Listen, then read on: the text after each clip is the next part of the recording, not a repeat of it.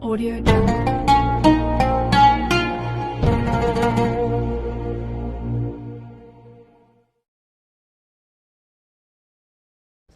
Al-Anfal ayat 2. Innamal mu'minuna alladzina idza dzukirallahu wajilat qulubuhum.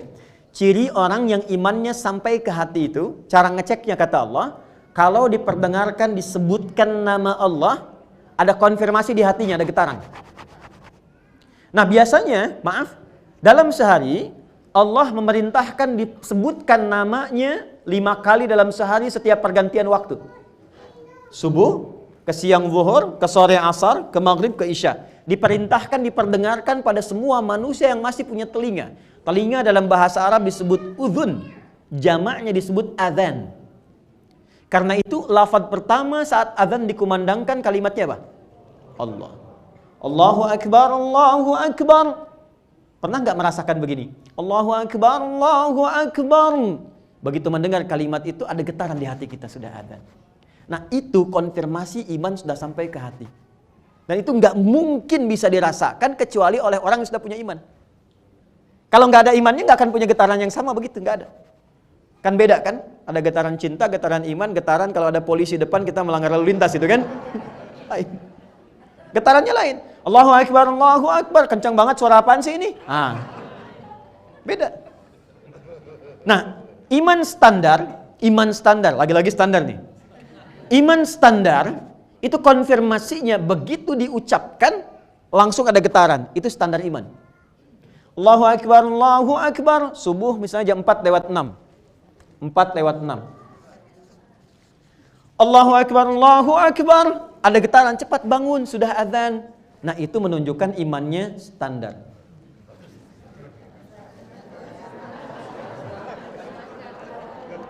Kuat tidak, lemah juga tidak. Itu dalilnya Quran surah keempat ayat 103 di ujung ayatnya. Inna salata kanat 'alal mu'minina kitaban mawquta. Orang beriman itu tahu waktu salat. Konfirmasinya Allahu Akbar, Allahu Akbar. Ya Allah, sudah azan standar. Kalau kuat, dia tunggu baru selesai isya dah nunggu subuh.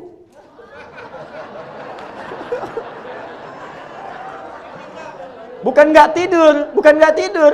Dia tahu waktu subuh 4:06, dia pengen bangun jam 3. Dia mau siap-siap sebelum dipanggil. Itu menandakan imannya sedang kuat, tinggi. Yang repot itu dipanggil jam 4:06, baru sadar jam 6:04.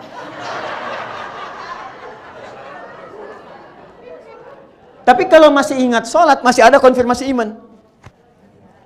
Yang bahaya itu begini, mengaku beriman, mengaku muslim, di KTP-nya Islam, tapi nggak ada getaran di jiwanya. Allahu Akbar, netral aja, sholat tidak dikerjakan. Puasa dilewati. Nah, ini yang dimaksudkan iman bermasalah. Qalbun mayyit. Nah, saya mau ke sini, saya teruskan lagi. Syarat pertama, Bapak Ibu sekalian, untuk mendapatkan surga Firdaus itu harus dikonfirmasi keberadaan iman dalam diri kita. Ini masing-masing yang bisa menilai diri masing-masing.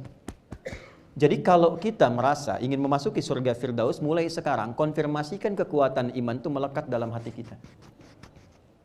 Yang tahu cuma kita sendiri. Apakah imannya kuat, standar, atau di bawah standar. Allahu Akbar, Allahu Akbar. Bahkan sekarang udah ada yang lihat jam. Jam berapa asar? Lihat. Sudah ada yang menyiapkan maghrib, menyiapkan isya. Berbahagialah. Pokoknya sepanjang ada getaran dalam jiwa kita yang mengonfirmasi keagungan Allah, maka disitulah kita masuk dalam level golongan apa? Mu'minun. Qad aflahal mu'minun. Kuncinya sudah ada. Nah, sekarang cara melatihnya bagaimana? Supaya iman itu semakin kuat, dijaga sampai dengan meninggal. Karena kalau nggak dilatih, sinyalnya redup, Bu, Pak. Kalau nggak dilatih, sinyalnya redup. Kayak Anda punya handphone, kalau sudah baterainya lemah, kan harus dicas kan? Kalau mau dicas kan biasanya pakai kabel kan? Ada adaptornya disambungkan kan? Kabel itu bahasa Arabnya habel.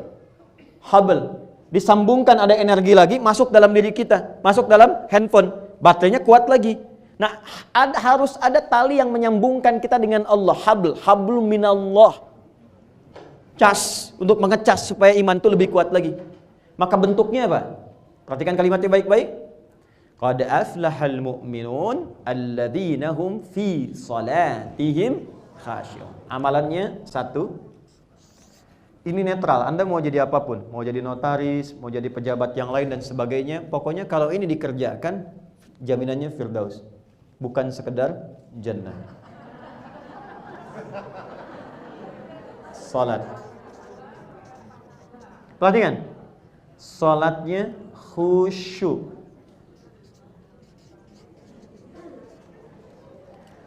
Anda mau masuk surga yang standar, jannah, yang penting sholat.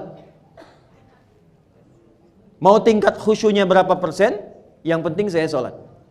Tapi ketika level Anda ingin dinaikkan, saya pengen firdaus, kata Allah konfirmasikan, alladzina hum fi salatihim khashi'un. Maka calon penghuni surga firdaus itu tidak akan dia menunaikan sholat kecuali berusaha menunaikan dengan khusyuk, semampu yang bisa dia lakukan.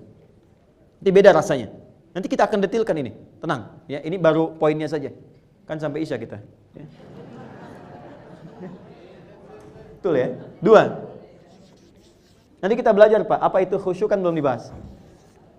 2. Walladzina hum 'anil lagwi mu'ridun. Hati-hati. Ini pasti akan melekat pada pekerjaan. Hati-hati ya. Walladzina hum, ciri kedua, 'anil lagwi mu'ridun, selalu menghindari, menjauhi segala yang tidak penting. Segala yang sia-sia. Menghindari yang tidak penting. Maaf. Bapak keluar dari sini, Ibu keluar, banyak hal yang bisa dipandang. Ada yang bermanfaat atau ada yang tidak bermanfaat. Ada yang penting, ada yang tidak penting. Calon penghuni firdaus tidak akan melihat kecuali yang bermanfaat dan penting saja. Ketika yang dilihat tidak penting, dia palingkan. Itu detailnya ada di Quran, surah yang ke-24, ayat 30 untuk laki-laki, ayat 31 untuk perempuan. Quran surah An-Nur, ayat 30 untuk laki-laki, ayat 31 untuk perempuan. Yang ini dalilnya Quran surah kedua, ayat 45 sampai dengan 46. Ditafsir di Quran surah ke-29 di ayat yang sama 45. Pelan-pelan. Saya turunkan yang ini dulu ya. Contoh. Dari mata. Pelan-pelan. Quran surah 24 ayat 30 untuk laki-laki. Kullil mu'minina. Dikonfirmasi lagi imannya. Kan qad aflahal mu'minun. Ditafsir di sini kullil mu'minina. Muhammad SAW viralkan. Saya sekarang lebih senang menerjemahkan dengan kata-kata viralkan dibanding katakan. Ya, karena lebih luas sifatnya. Muhammad SAW viralkan. Kalau sudah viral, like, share, and subscribe kan? Baik. Muhammad viralkan. Katakan pada semua yang merasa beriman, yaghuddu min absarihim. Maka praktekan ghaddul basar. Apa itu ghaddul basar? Ghaddul basar itu bukan nggak boleh lihat. Silahkan melihat. Tapi ketika yang dilihat itu berpotensi mendatangkan yang tidak bermanfaat, apalagi maksiat, maka palingkan. Awas, jangan salah ya. Saya berbicara misalnya dengan bapak, dengan ibu. Dalam Islam silahkan saling menatap, gak ada masalah. Tapi ketika yang ditatap itu berpotensi mendatangkan hal yang tidak bermanfaat, bahkan maksiat, palingkan. Anda silahkan cek WA, lihat gambar macam-macam YouTube. Ketika tatkala melihat itu ada hal yang tidak bermanfaat, palingkan. Definisi palingkan itu bisa hapus, bisa ganti, ya, bisa kita palingkan dengan nyata. Ya. Jadi bukan gak boleh lihat. Ini penting saya tegaskan karena saya dulu pernah 2002 di Jogja, ada seseorang yang memahami ayat ini nggak boleh lihat gitu. Jadi dia naik sepeda ke pinggir jalan raya, matanya nunduk begini tuh. Nah, saya kira ini penting untuk ditekankan kembali ya. Kemudian wa kullil mu'minati, perempuan juga begitu. Yaghdudna min absarihinna. Jaga pandangannya. Dari mata turun ke kelisan dulu, Bu. Kelisan. Jangan langsung ke hati aja ya. Jangan langsung ke hati, turun ke kelisan. Yang dipanggil imannya lagi. Enggak, saya mau detilkan tentang kalimat anil lagwi mu'ridun. Kan ada kan kata-kata yang tidak manfaat? Ya kan? Apa di antara contohnya? Lawan dari semua yang baik. Celaan itu enggak bermanfaat. Hoax itu enggak bermanfaat. Maaf ya, cacian enggak bermanfaat. Berdebat yang tidak benar, debat kusir enggak bermanfaat. Maka turunlah Quran surah 49 di ayat yang ke-11 sampai 12 misalnya. Ini kalau kita mau rinci sampai ke kaki kita bisa turunkan. Ini baru mulut, baru lisan. Ya ayyuhalladzina amanu, hai semua orang yang telah merasakan beriman, iman. La yaskhar qaumin qaum, jangan saling mencela. Ketika Anda menuliskan Notaris Muslim Indonesia, Anda katakan bersama menggapai firdaus, bersama menggapai jannah, maka konsekuensinya sifat-sifat ahli jannah itu turunkan dalam perilaku kita. Jangan sampai di keluarga besar ini ada yang saling mengecilkan, saling ingin menjatuhkan, saling mengungkap aib dan sebagainya.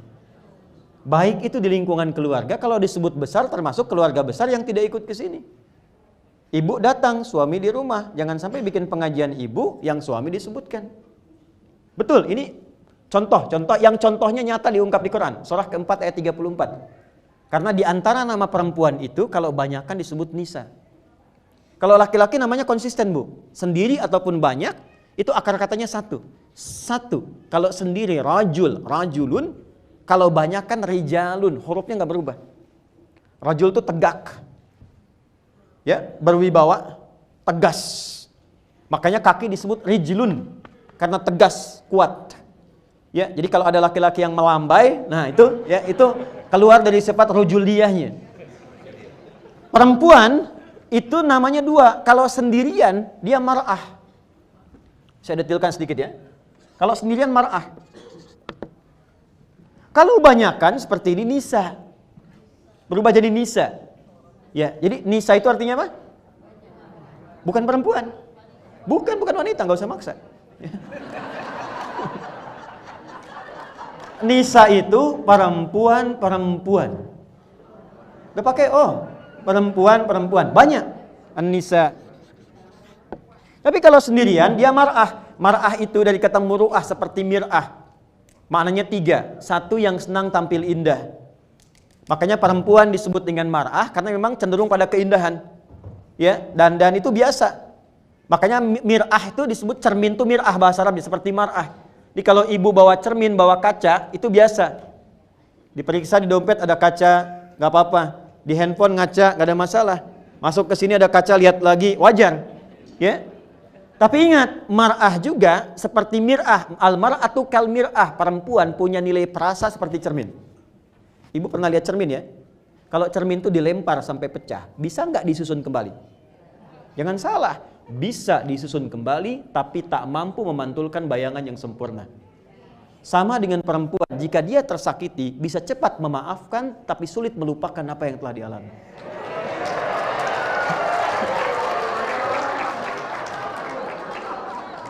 Enggak, ini saya serius, ini bahasa Quran. Jadi kalau Anda punya persoalan dengan istri sekarang, rekening listrik 20 tahun yang lalu, ikut lagi. Itu marah. Tapi ketika dia bersama, namanya berubah dari mar'ah menjadi nisa. Nisa itu apa? Dari kata nasa, senang mengungkapkan apa yang dirasakan. Saya nggak bilang curhat ya, cuman suka mengungkapkan apa yang dirasakan. Persoalannya kata Quran, ya Quran surah keempat ayat 34, Fas-salihatu qanitatun hafidhatul lil ghaibi bima hafidhallah. Kadang-kadang ketemu dengan temannya yang dicurhatkan hal yang tidak seharusnya keluar. Dari mata turun ke lisan. Ibu kumpul. Teteh apa kabar? Baik, alhamdulillah. Gimana pekerjaan? Semua lancar. Keluarga? Alhamdulillah sehat. Suami bagaimana? Di situ masalahnya.